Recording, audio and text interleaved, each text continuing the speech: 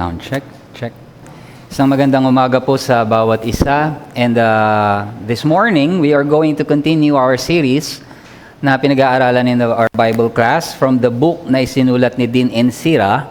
At ito po ay the book, The Unsaved Christian. Na kung titignan natin, it sounds parang ironic, unsaved yet Christian.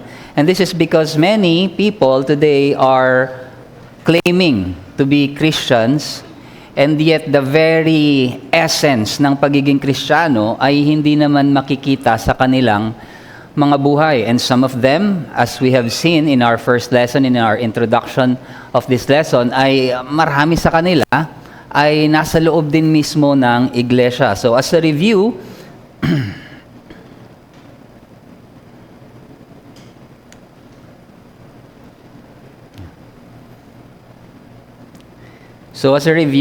many identify as Christians without grasping sin, repentance, grace, or the gospel. So, it is a title na kanilang ibinibigay sa kanilang sarili, ngunit walang malinaw na pagkaunawa pagdating sa usapin ng kasalanan, sa usapin ng pagsisisi, biyaya, o ng maging ng ebanghelyo. And so tinitignan sila, tinatawag sila as cultural Christians. They assume they're fine with God, meaning sa tingin nila, sa kanilang palagay, ayos sila sa harapan ng Diyos sapagkat yung kanilang pagiging Kristiyano is more on the culture. It's more on the environment kung nasaan sila rather than a personal conviction. So dahil sa maaaring lumaki sila sa Kristiyanong pamilya o kaya naman ay napapaligiran sila ng mga tao na dumadalo sa iglesia. So it's more on the culture sa kabuuan rather than personal conviction. So this kind of Christianity admires Jesus but does not depend on Him.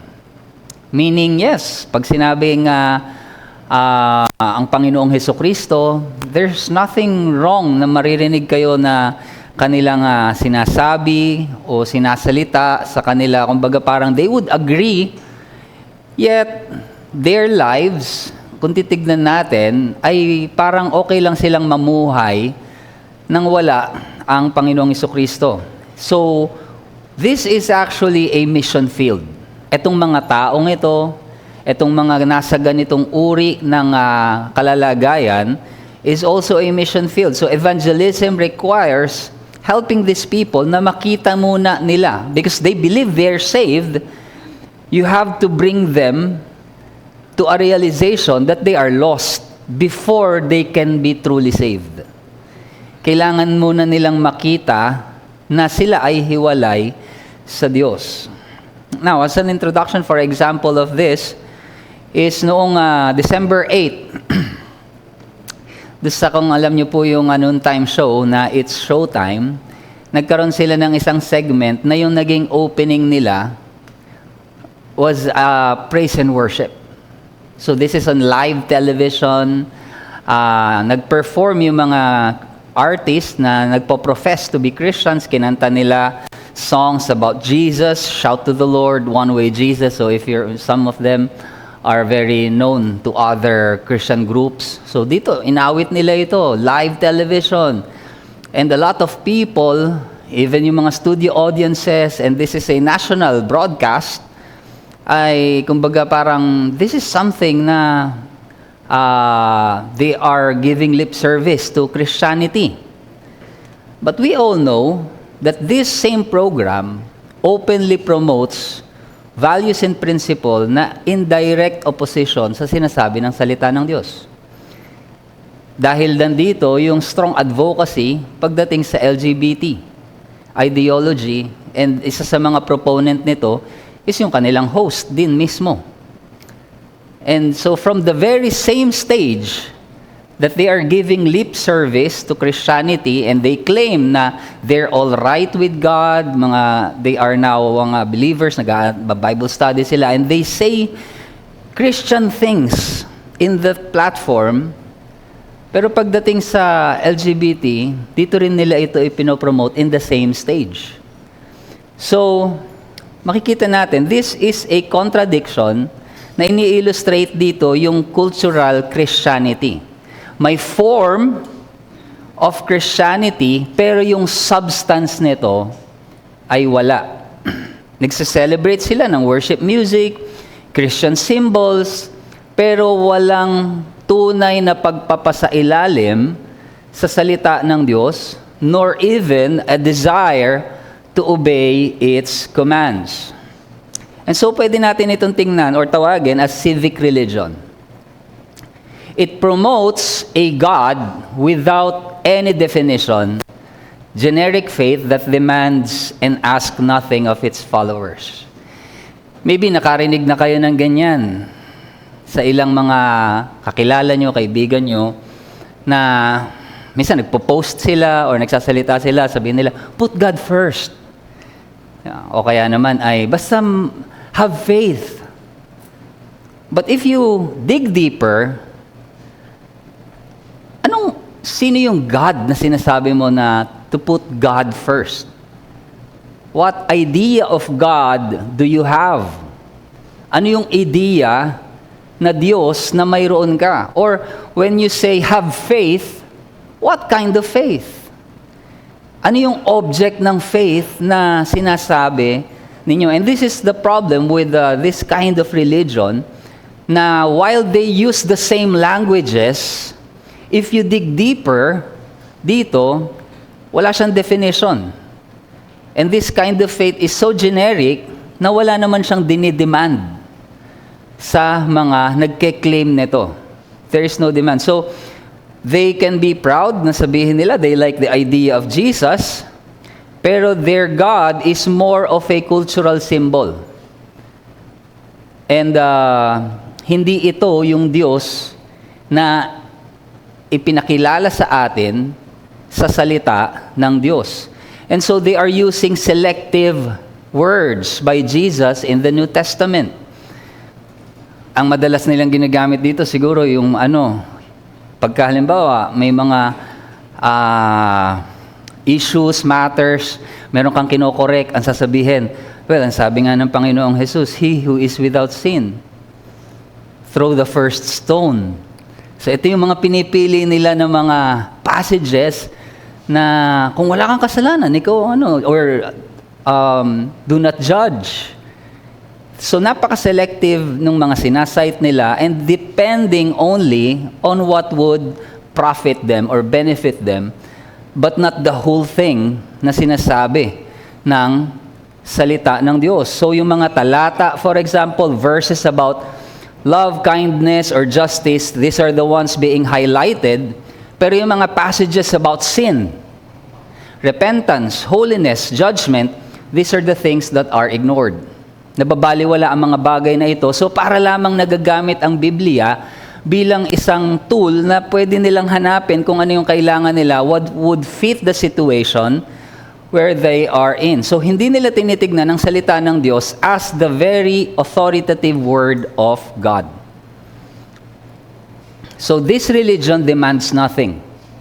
This kind of religion demands nothing, no repentance, no obedience, no transformation. But the problem here is this, yung mga tao na nandito sa ganitong uri ng pagtingin sa kanilang sarili, they feel spiritual.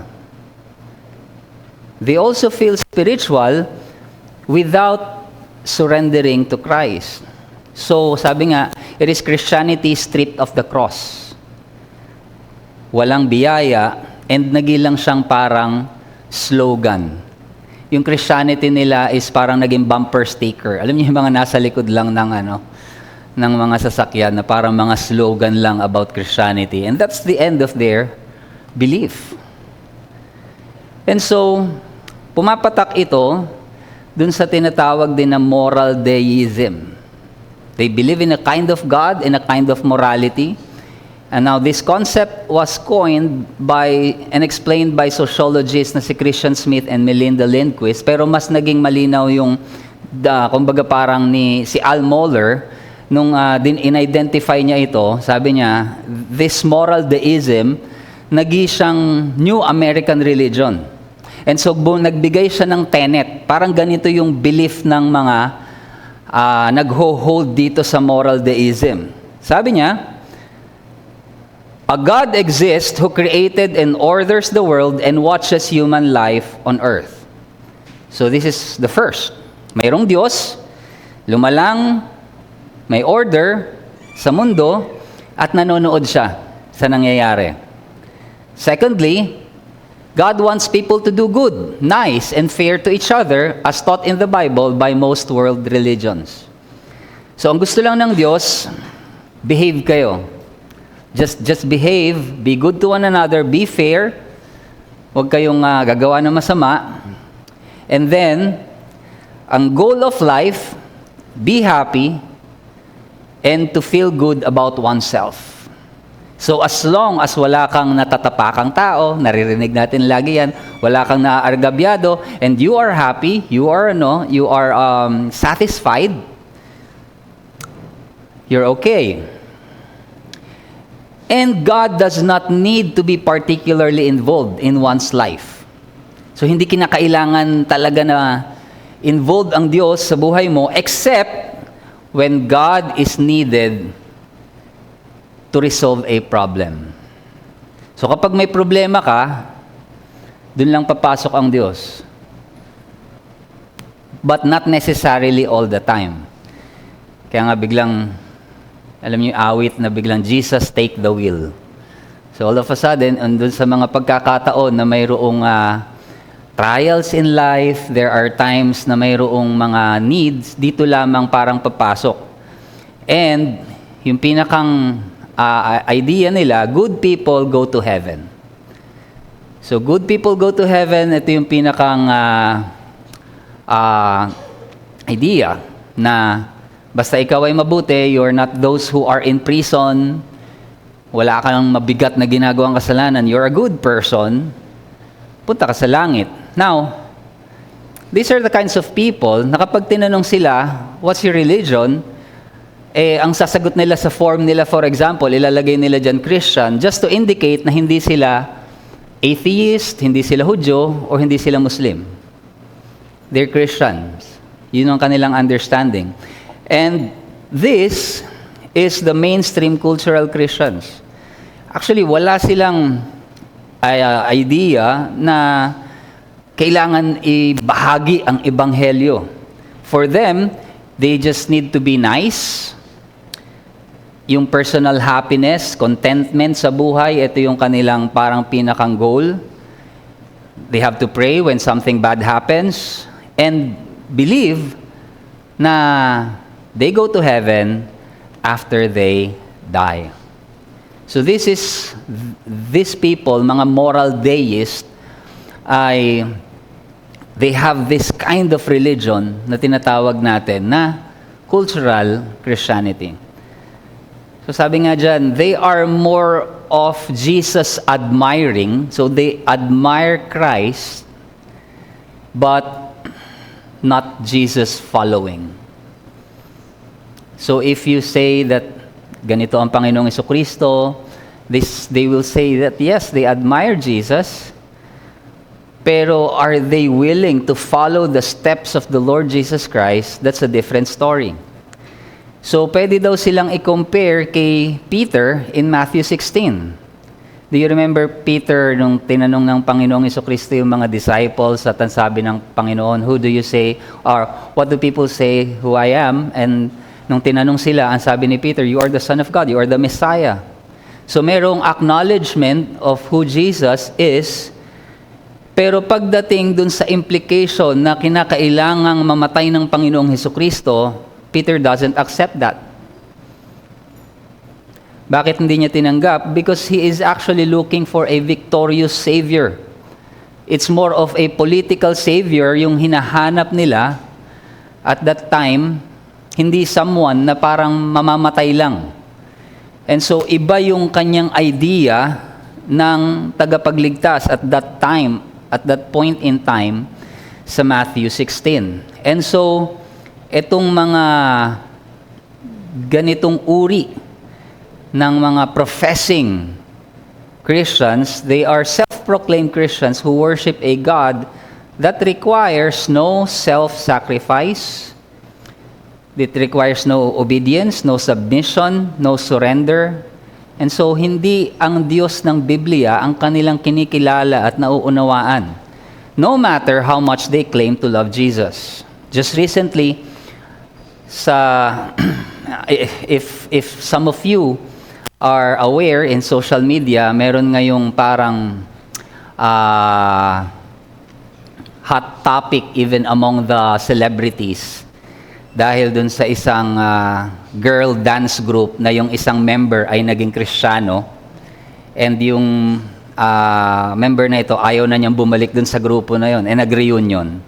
And yung asawa nito na Christian din, nagbitaw ng mga salita that about being a believer, yung stand nila, and dahil dito ngayon, binabati ko sila. And there are a lot of, nababasa ko yung mga sumasagot, nagsasalita dito. And there is one particular na post ako nakita, coming from one content creator. Ang sabi niya, I am gay and I'm a Christian. I follow Christ. My grandfather was a pastor, my father was a pastor, I grew up in the church, I'm gay and I follow Christ. Hindi mo kailangan maging ganito, ganyan para maging Kristiyano. So that's the kind of Christianity that is being promoted and kumbaga parang celebrated today in the world. But the thing is, no matter how much they claim to be believers, no matter how much they claim they love Jesus, if they are not following Christ, they're not believers. Why? Ang Panginoong Jesus mismo ang nagsabi in John 14:15, if you love me, you will keep my commandments. If you love Christ, it's not just an emotional na, I love Jesus. Gustong-gusto ko yung mga sinabi niya, yung ginawa niya. No, Christ said, if you love me, you will obey my commandments. If anyone loves me, sabi niya sa verse 23, he will keep my word. And my Father will love him, and we will come to him and make our home with him. Maraming mga tao, tinitignan nila ang Panginoong Jesucristo as like a good luck charm. And hindi as someone na siyang naging handog para sa ating kasalanan. Na yung pagtugon natin sa kanyang ginawa, it requires for us an action of obedience and submission. So, sabi nga ni Dean Insira, belief in God without the Christ of the cross is a deficient faith. A life transformed by true gospel understanding will result in a heart of worship and a desire to follow God. Knowledge alone does not equate to saving faith. So makikita natin, mayroon talagang dapat ebidensya ng pagsunod sa ating Panginoong Jesucristo.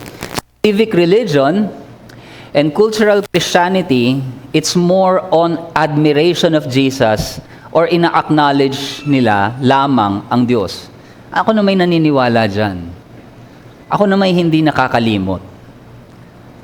So, true Christianity rests on Christ crucified, risen, at ito ay dapat nagdudulot ng tunay na pagsamba, pagsunod, and transformed lives.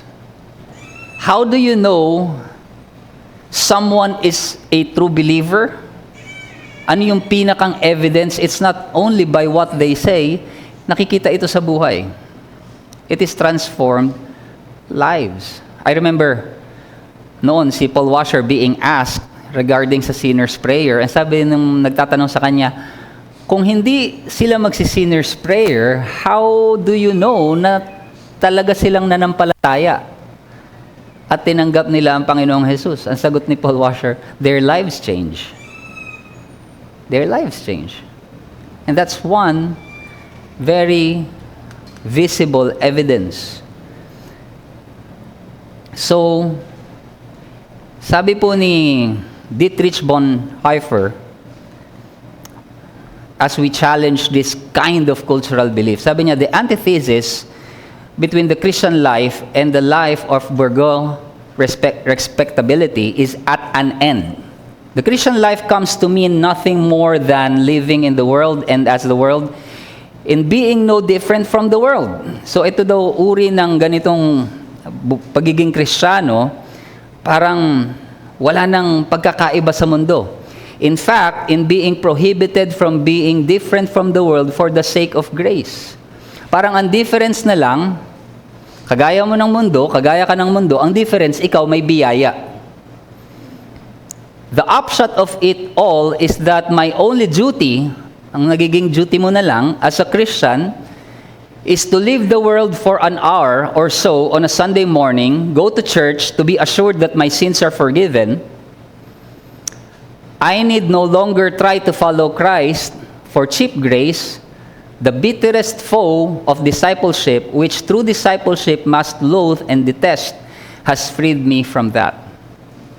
So sabi niya, itong kind ng ganitong Christianity, ang nire-require na lang sa'yo, kapag Sunday, kailangan mo pumunta ng 1 o 2 oras sa church to be reminded na ikaw ay pinatawad na kasalanan mo, uwi ka na ulit, and as if nothing happened. That's the kind of Christianity na sabi dito, kailangan nating i-challenge. But the biggest obstacle sa atin bilang mga believers, and if we are faced in evangelizing itong mga cultural Christians na ito, is kung paano natin sisimulan. Given that they may also be inside the church. They may also be someone na nagke-claim, maaaring kaibigan mo sila, ma-attended sila ng ibang churches, and maaaring naniniwala sila na sila ay Kristiyano. Now, the thing is, minsan, alam natin kung saan natin sila gustong dalhin. Halimbawa, gusto natin silang dalhin sa tamang pagkaunawa ng Ebanghelyo, but the problem is, how do we start? It's like, kapag tayo ay titingin ka sa mapa or sa GPS, you know your location, pero pansinin nyo, kailangan din alam natin kung nasan tayo. May starting point. So how, and sometimes yung starting point, isa ito sa pinakamahalaga. And so how do we know the starting point? Ano yung spiritual location niya? Saan natin siya hanapin? So, ano yung pinapaniwalaan ng taong ito? What does this person believe? What does this person know about Jesus? The cross, the Bible. I remember Brother Ark, nung nagsisimula pa lang kami mag-Bible study, and he was from a different church pa back then. And yung naging starting point ko sa kanya is not that, bro, ito yung gospel. No, ang tinanong ko na lang sa kanya, bro, sa inyo, paano sinishare ang gospel? Paano ipinapaliwanag? And from that point on, doon na rin siya start siyang mag-articulate, but then that's when he realized, walang tinuturo sa kanila tungkol doon. Sabi niya, parang walang tinuro sa amin tungkol dyan. And that's when we started having the Bible studies. And so, sometimes kailangan lang natin hanapin yung starting point sa kanila. So, starting points are very necessary for this. Now, cultural Christians are familiar, they're even comfortable with biblical principles, pero wala silang personal sense nung need nung salvation. Maaring hindi nila nakikita na kailangan nila yon. Now, pagdating sa mga atheist, alam natin may starting point na kagad tayo because they don't believe. So alam natin, unbelief yung problem sa kanila. Sa cultural Christians, they claim to admire the Bible, they attend church services, kumakanta sila ng mga awitin about sa Panginoong Jesus. Now, these factors make starting point para sa isang evangelistic conversation na parang maging complicated. So, how do we start these things? So, starting points are important if we are intentional sa dadalhin sila sa spiritual conversation. And understanding kung saan tayo magsisimula is a very essential and purposeful dialogue para malaman natin kung nasan yung katatayuan niya. And the very first is to start with the God of the Bible. Magsimula tayo sa Diyos kung paano itong ipinahayag sa salita o sa Biblia. Sabi nga ni A.W. Tozer, what comes into our minds when we think about God is the most important thing about us. So kung ano daw yung unang pumapasok sa ating isipan, kung ano yung ating nauunawaan patungkol sa Diyos, it is the most important thing about us. Why? Because yung understanding mo ng kung sino ang Diyos, ito rin yung magiging tugon mo kung sino ang Diyos. If the God na iyong pinaniniwalaan is ang Diyos na sasabihin ng iba, well, for me, God is a God of love. Hindi niya kayang magpadala ng tao sa impyerno. Hindi niya kaya yon. So, He would be a God who tolerates sin. So, kung ano yung idea of God na meron ka, doon din magdidepend yung response na meron ka. Magiging response mo sa Kanya. Now, for a cultural Christian, ang tanong is not, is there a God? They already believe na mayroong Diyos. Ang tanong na lang, kung mayroong Diyos, if there is a God, has He spoken? Paano siya nag-communicate sa atin? And it is through the words. So, our very thoughts of God, ito yung magfo-form ng ating pagkaunawa kung paano tayong dapat mga ilangan sa ating Diyos. If you think that God is someone na nasa malayo lamang at nanonood, you don't need na parang, okay, God is not involved in my life. Unless tatawag ako sa Kanya pag kailangan ko siya. Well, God has revealed Himself to us, pinakita ng Diyos ang Kanyang sarili sa atin sa pamamagitan ng Kanyang salita. Now, a cultural Christian, maaaring hindi niya paniniwalaan ang ibang bahagi ng Biblia or maaaring hindi niya nauunawaan ito. Pero when you use the Bible, hindi kanya kumbaga parang he will agree somehow because they claim a belief as well in the Scripture, bagamat ito'y hindi nila tunay na nauunawaan pa. So this can be a starting point. And when we do that, may papakita natin sa kanila, the God of the Bible is actually holy. The God of the Bible is holy. Hindi siya isang Diyos lamang na tinitignan ng marami, kagaya ng tinitignan ng marami, that God is only just a God of love. But yung holiness ng ating Diyos, may papakita natin ito. And in the Scripture, God Himself presents Himself as holy. And this realization, ito ay dapat magdulot ng banal na pagkatakot. Outside of the Bible, kung sila ay mag-create ng sarili nilang Diyos out of their imagination, their generic God is not defined. Kumbaga parang, sabi nga, it's like a distant force lamang yung idea nila ng Diyos. Sabi ni J.I. Packer, unless we see our shortcomings in light of the law and holiness of God, we do not see them as sin at all. So, kung i-compare natin ang ating sarili sa isang banal na Diyos, tunay na banal na Diyos na pinapakita at sinasabi sa atin sa salita ng Diyos, dito lamang natin makikita rin ang kabigatan at kaseryosohan ng kasalanan. But if you see God as someone na parang malayo, parang yung sin sa iba, parang it's just, well, nobody's perfect. Yun na lamang yung kanilang parang pinakang understanding ng sin. It's just mistake. It's just a flaw in character. Pero pag nakita natin na ang Diyos ay banal, a high view of the holiness of God, it gives us this self-awareness sa ating katatayuan sa harapan ng Diyos. Imagine, do you remember Isaiah? Nung nakita niya yung kabanalan ng Diyos, ang sabi niya, "Woe is me, kahabag-habag ako. I am a man of unclean lips." Nakita niya yung kanyang karumihan sa harapan ng Diyos all of a sudden, because he came face to face with the holiness of God. And lahat ng nakita ang kabanalan ng Diyos in the Bible, lahat itong mga ito nagpatira pa sa kanyang harapan. When they see God's holiness. Why? Because God's holiness means that sin is serious.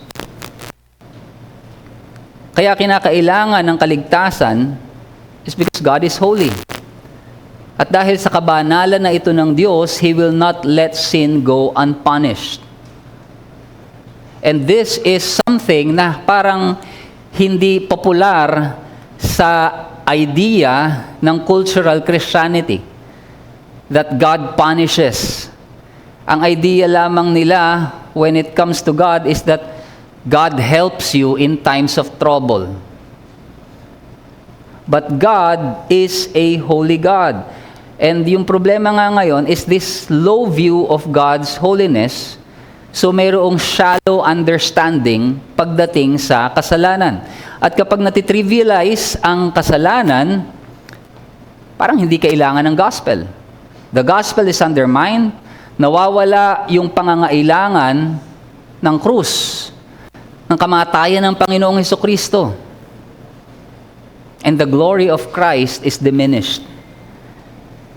So kapag nakita lamang natin ang tunay na kabanalan ng Diyos as it truly is, and there we will begin also to see how deadly sin truly is.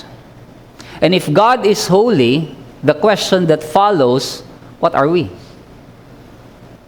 So kung banal ang Diyos, what are we? So kagaya nga ng sinabi ni Apostle Pablo, he identifies the spiritual location of humanity nang hiwalay sa Panginoong Hesukristo by quoting the Psalms in Romans 3:10-12. Ang sabi ni John, "There is no one righteous, not even one.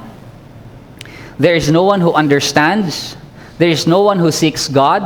All have turned away.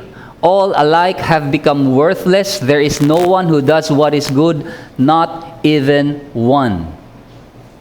Ang katotohanan ay ang tao ay nagkakasala because from the very beginning we are sinners. It's not the other way around that you become sinner dahil nagkasala ka. Hindi tayo pinanganak na parang empty plate. From the very beginning, we inherit a sinful nature from our first parents, si Adam, and we ourselves sin. And so dito, kapag naipakita natin itong mga bagay na ito as our starting point, this would challenge their belief, does good people go to heaven? Ito kasi yung pinakang rampant na idea sa kanila. The most common belief in cultural Christianity is this, that good people go to heaven. Naniniwala sila na ang langit ay totoong lugar. The problem with their view of heaven, parang it's everything all about vacation. It's all about good things. Meron ka magandang bahay, naglalakad ka sa but it has nothing to do with God Himself. It's just a better life in heaven. Pero wala ang Diyos in their idea of heaven. So in the minds of many, ang pagiging mabuting tao is just an issue of comparison. Ibig sabihin, yung standard of goodness nila, ikino-compare lang nila sa iba. So since I am better dun sa mga talagang napapanood nila sa balita na ganito yung ginawang kasalanan, and I'm not like that. I am a law-abiding person, citizen. I go to church once a week. I pray, I give charity, and they believe that they are Christians. So yung standard of goodness nila ay kino-compare nila sa ibang tao. And the problem with that is you can always find people, lagi kang may mahahanap na mga tao na at least much worse sa'yo ng konti. You can always find someone worse than you. So you can always feel better about yourself. Kung ito yung standard of goodness mo. Pero kapag ka ang naging standard natin ay walang iba kundi ang Diyos na nasa Kanyang salita na ipinahayag sa atin. If you remember the tax collector na nananalangin in Luke 18, the only response na pwede natin maging masambit is kagaya nung kanyang sinasabi doon, God, have mercy on me, a sinner. You will find yourself as who you truly are before a holy God. And when we finally realize that, na tayo we are great sinners, only then can we finally understand that we have a great Savior. And so, let us have practical points to remember when we are trying to start a conversation to cultural Christians. So ito yung ilang mga practical points po na pwede nating tingnan. So kagaya nga na nabanggit na natin kanina, many cultural Christians claim to revere the Bible. So feel free na gamitin natin ang salita ng Diyos as the authority on all things. Marami sa kanila, they have church affiliation, pero itong mga churches na ito, they don't use the Bible as much. So malamang sa malamang, they have no idea kung ano yung sinasabi talaga ng Biblia in many aspects of their Christian faith. And so pwede nating ipakita, basahin sa kanila ang Biblia, at sila mismo ay magkaroon ng pagtatanong, curiosity, kung ano talaga yung sinasabi ng Biblia na kine-claim nila na pinapaniwalaan nila.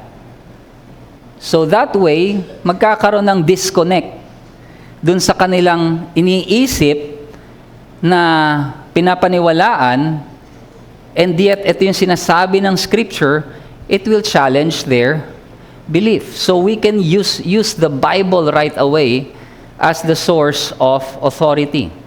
And then, lovingly ask frustrating questions. Why are we going to ask, tanungin natin sila, what is the standard for good? O tanungin natin sila kung naniniwala sila sa salvation, anong klaseng belief nila, kung good deeds, gaano karaming good deeds ang kailangan mo para ikaw ay maligtas. O sino ba talaga ang hindi nakakarating sa langit? Or if may mga situation, halimbawa sabihin nila, ganito ipapagawa namin, magpapabinyag kami, magpapaandog kami, magpapaganito. Pwede nyo tanungin, bakit? Ano yung reason? Bakit kailangan nyong gawin yan?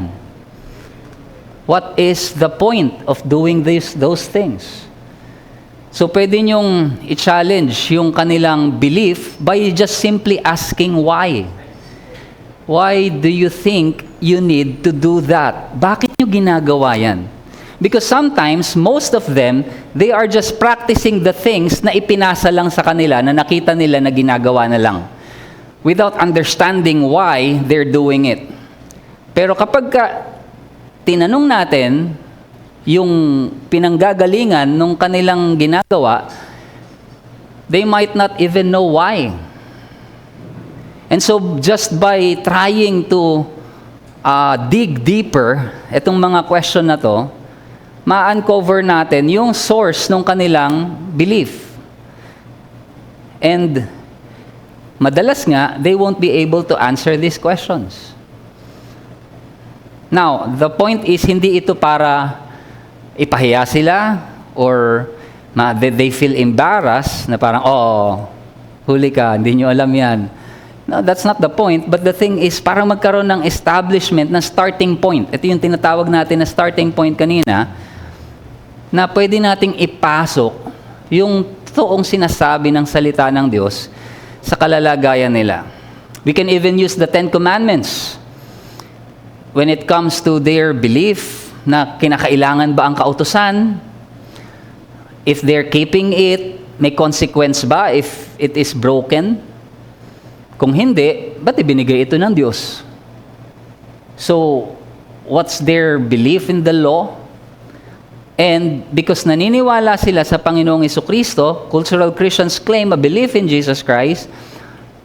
If good people go to heaven, kung ito yung view nila, pwede natin itanong, bakit namatay ang Panginoong Jesus? If Jesus died on the cross, hindi ba nakakalito yun? Namatay siya sa mga tao na hindi naman pala kailangan ng pagliligtas. Because all they need to do is be good. So, in that sense, we can challenge them. So these are just some of the points.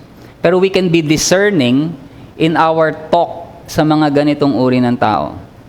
But the thing is, baka mayroon ngayon dito, as we are studying this, kayo mismo sa inyong sarili, kapag ka tinanong kayo ng mga bagay na to, ay maaaring hindi nyo rin nasasagot.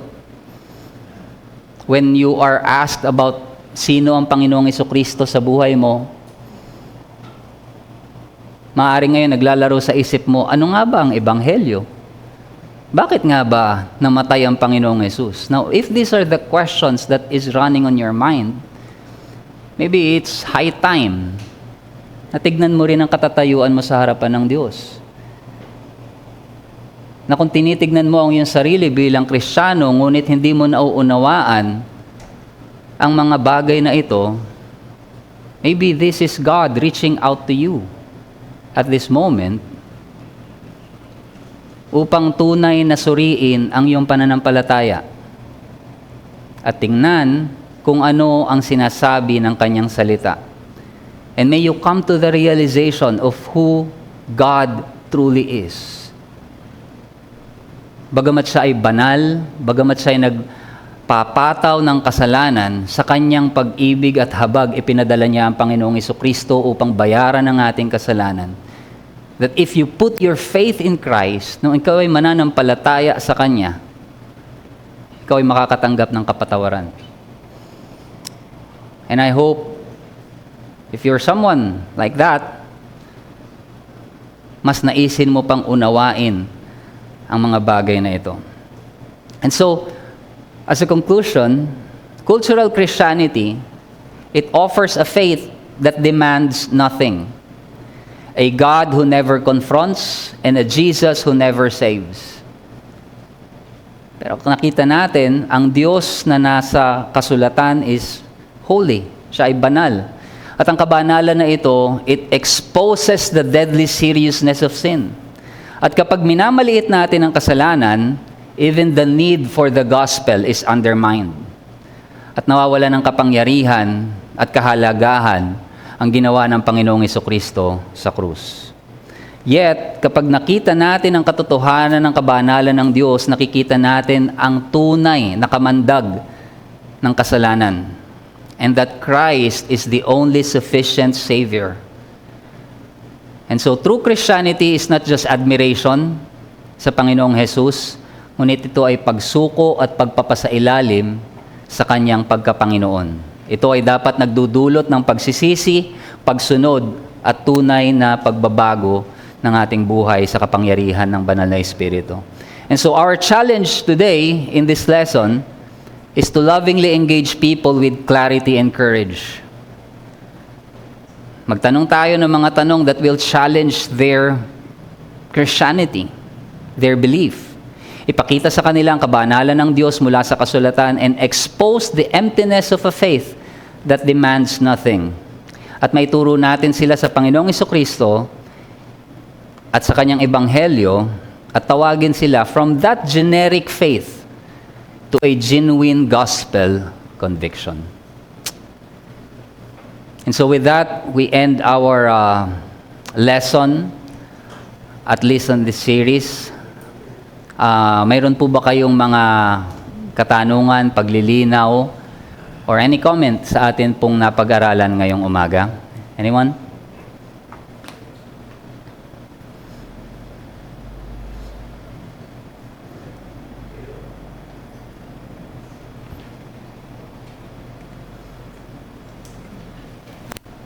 Meron po?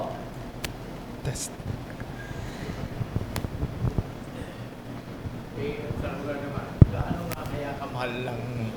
Gaano nga kaya kamahal ng mga tunay na Kristiyano ang Panginoong Hesukristo? Ito ba'y nababatay sa iba't ibang sukat ng pananampalataya? Or paano nga kaya yun? Well, magandang tanong po yan. Pero makikita po natin in the Bible, if you remember, there was one instance sa Panginoong Jesus nung pumasok siya dun sa bahay ng isang Pharisee. And yung isang babae na nandoon, na dumating doon, and she was crying at the feet of Christ.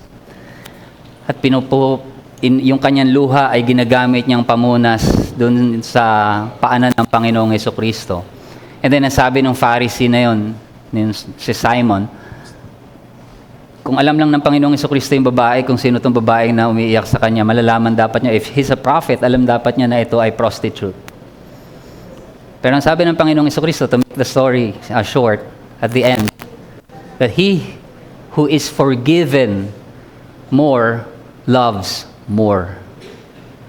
So there is a sense of degree ng love because of the understanding sa ginawa ng Panginoong Hesukristo. Yung understanding ng forgiveness na tinanggap natin sa Panginoong Hesus, the more we understand kung sino ang Panginoong Hesukristo, the more we understand kung ano yung ginawa niya para sa atin, the more our love will grow, the more our love will respond to Him.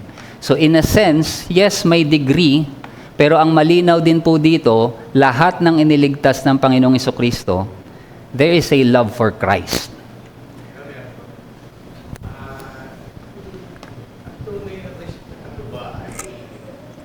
Ang tunay na Kristiyano ba ay nakakaramdam ng kalungkutan kapag siya'y nakagawa ng kasalanan na hindi niya sinasadya? Yes po. Nandun po yung tinatawag na godly sorrow ni Paul sa Corinthians. Sige po, meron pa po ba?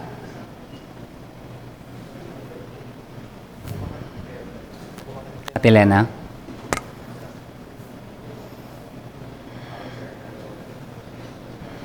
Good morning, Brad. Meron kaming currently na bina-Bible study na sa almost deathbed na. So, medyo hirap na siya magsalita. Tapos, ang binabanggit niya ay, hindi naman ako nakakalimot, gano'n. Ako nakakalimot. Pero talagang hirap na siya. So, syempre, talagang ano natin, maihatid talaga yung gospel, yung right knowledge for the gospel at saka talagang makilala niya ang ating Panginoong Hesukristo. Ang hirap din kasi alam nating hirap yung kalagayan niya.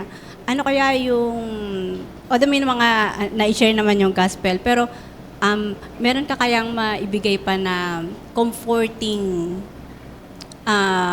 words in addition doon. Siyempre, gospel na naihatid natin sapat na. Kasi parang nababagabag din talaga kami doon sa kalagayan niya na hirap na dito, tapos sana talagang maano niyo yung gospel. Well, at the end of the day, alam po natin na ang banal na espiritu talaga ang kikilos sa puso ng tao. It is not on how articulate we are sa pagpapaliwanag ng ebanghelyo na talaga maunawaan nila. Siguro dito darating tayo bilang mga mensahero, dala-dala natin yung gospel. Dito darating yung dependence natin sa banal na espiritu. Na hindi dahil sa kulang yata yung paliwanag ko o baka kailangan ko pang diinan dito. If we are doing our best to communicate the gospel, on the other hand, kailangan din natin talagang mag-depend sa banal na espiritu na ang banal na espiritu ang magbukas ng kanilang isipan, ng kanilang puso upang mas maunawaan ang ebanghelyo. So, kumbaga parang dito na papasok yung ating dependence in the Holy Spirit. Na we do our part and siguro mas maging maigting tayo sa pananalangin sa kanila pagdating dito. Kasi even though yun nga, no matter how articulate we are, kung wala ang pagkilos ng banal na Espiritu, alam natin to na hanggang dun lang yun. Kaya talagang hingiin natin ng pagsama ng Panginoong Hesus every time, ng banal na Espiritu every time na ipinapangaral natin ng Panginoong Hesukristo sa kanila. So, yun yung challenge dito, maging dependent din tayo sa banal na Espiritu as we bring them the gospel.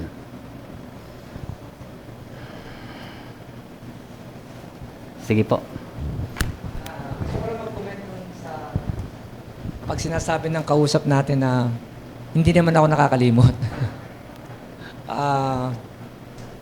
Siguro ang ating understanding nun nagdidepende itong kausap ko sa good works. Di ba? Yun ang palagay ko, nagkakaisa tayo ng understanding natin doon. Maybe siguro pwedeng gawin natin ay ito yung evangelism to Pwedeng bigyan natin siya ng chance na ipaliwanag. Ano po ba yung ibig sabihin nyo na hindi kayo nakakalimot? Para tuloy-tuloy lang yung usapan. Then, let him articulate. Kung kaya niyang i-articulate yung ibig niya sabihin na yon. Siguro, ang ganda lang muna pwede kong That's a good practical advice na suriin din natin. Maganda yun na anuhin nga rin po natin, what do you mean by that? Thank you po. Thank you po, Don. Sige po, meron pa po ba? Okay. Sige po, kung wala na, tayo po'y magpasalamat sa Panginoon sa atin pong aralin. Let's pray. Father, we would like to thank you, Panginoon, sa aming napag-aralan ngayon. Tunay nga, kami ay mayroong duty, lalong-lalo na sa pagdadala ng iyong ebanghelyo, to bring it with clarity, Panginoon, and precision, lalo na sa aming kalalagayan ngayon in a generation that claims and take the form of Christianity without its substance. And so, Father, we thank you so much for this time. Salamat sa pagkilos ng banal na Espiritu sa aming kalagitnaan. At tunay nga nawa, samahan mo kami sa buong araw ng aming panambahan ngayon. Ikaw ang aming pinasasalamatan at itinataas sa iyo ang kapurihan sa pangalan ng aming Panginoong Hesukristo. Amen.